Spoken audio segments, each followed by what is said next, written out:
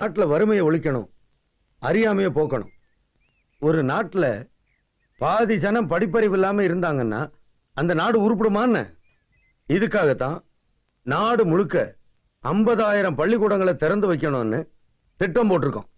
சின்ன பிள்ளைங்க எவ்வளவு தூரம் நடப்பீங்க? 10 ஃபர்லாங் நடப்பீங்க. கஷ்டப்பட்டு 15 ஃபர்லாங் நடப்பீங்க. அதுக்கு மேல அதிக தூரம் உங்களை நடக்க விட்டா கலப்பில் தூங்கிட மாட்டீங்க. அப்புறம் எப்படி படிக்க முடியும்னு.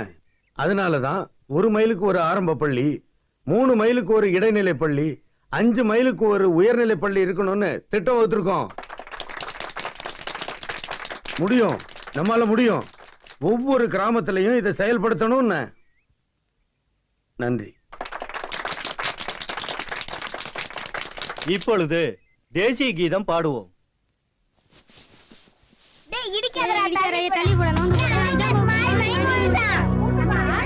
தூக்குன என்ன?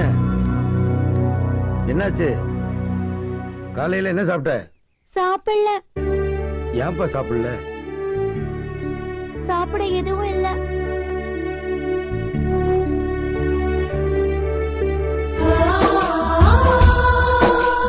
பூமியிலும் பிளவு வரும், உங்க நட்புல பழுதில்லையே. பசும்பாலும் கரவடியும், உங்க உறவுல குறையில்லையே. வெள்ள வேட்டி கட்ட நல்ல வெள்ள உள்ள வேணும். உங்க முகத்தை கண்டா எங்க தாய போல தோணும்.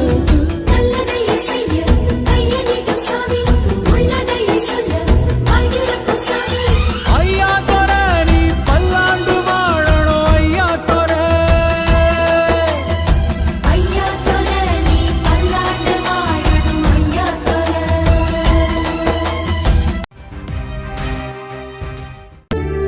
நாம ஊரெல்லாம் பள்ளிக்கூடத்தை திறக்கிறோம், ஆனா படிக்கிறதுக்கு தான் பிள்ளைங்க வர்றதில்லை. ஏழை பிள்ளைங்க பசி வேற என்ன செய்வாங்க? கல் உடைக்க, மாடு மேய்க்கன்னு போயிடுறாங்க.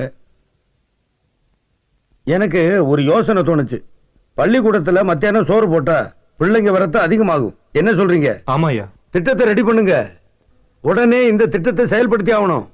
பட்னியோட ஒரு பிள்ளை பள்ளிக்கூடத்துக்கு படிக்கிறதுக்கு வந்தா அந்த பாவம் நம்மளை சும்மா விடுமா ஐயா? இத பாருங்க, கவர்மெண்டால எவ்வளவு காலம் முடியுமோ அவ்வளவு காலம் பிள்ளைங்களுக்கு சோறு போட்டு படிக்க வைக்கணும். முடியலங்கிற நிலை வந்தா எங்கிட்ட சொல்லுங்க. இந்த திட்டத்துக்காக நான் ஊர் ஊரா போய் பிச்சை எடுத்துக்கிட்டு வர்றேன்.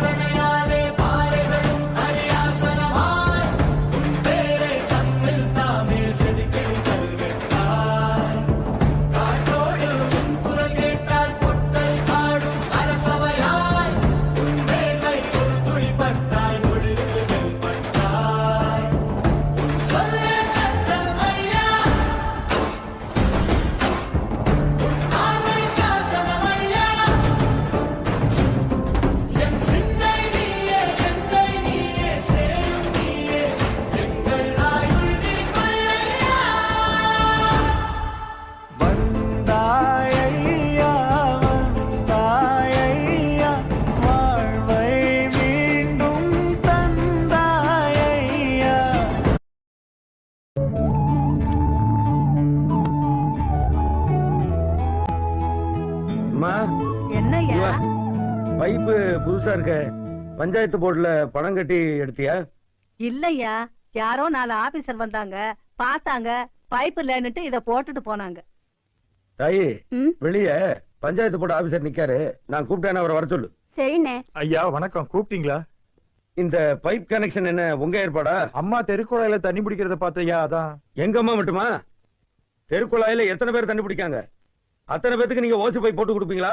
சிஎம் ரூட்ல ஓசி பைப் எடுத்தா அதை பார்த்து இந்த ஊர் பிரசிடென்ட் ஓசி பைப் எடுப்போம். இப்படி எல்லாரும் செஞ்சா நாட்டு சொத்தெல்லாம் கொள்ள போயிடாதான்னு. நீங்க என்ன செய்வீங்களோ ஏது செய்வீங்களோ எனக்கு தெரியாது. இன்னும் 5 நிமிஷத்துல இத உடைச்சு எடுத்துக்கிட்டு போறீங்க. சொல்லிட்டேன். அந்த வானத்தை போல மனம் படைச்ச மன்னவனே, பனி துளிய போல குணம் படைச்ச தென்னவனே. வாப்பா வா வா உட்கார் உட்கார். அப்புறம் ஊர் விஷயம் ஒன்றும் சொல்லலையே. உங்க ஆட்சி நாட்டுக்கு என்ன குறை இருக்க போகுது? விருதுப்பட்டி விருதுநகர் ஆயிடுச்சு. அம்மாவை பார்த்தேன். என்ன சொல்லிவிட்டா?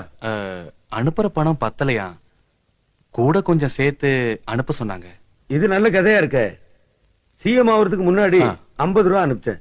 சிஎம் ஆனதுக்கு அப்புறம் 100 120 அனுப்புறேன். இது பத்தலையாமா?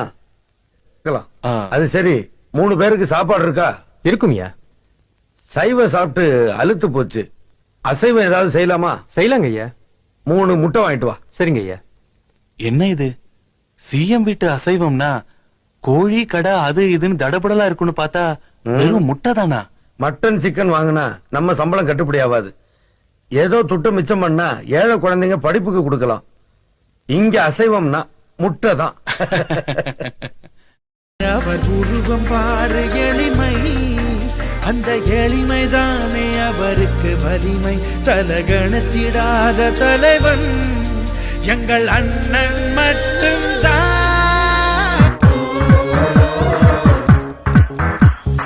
உலகமெங்கிலும்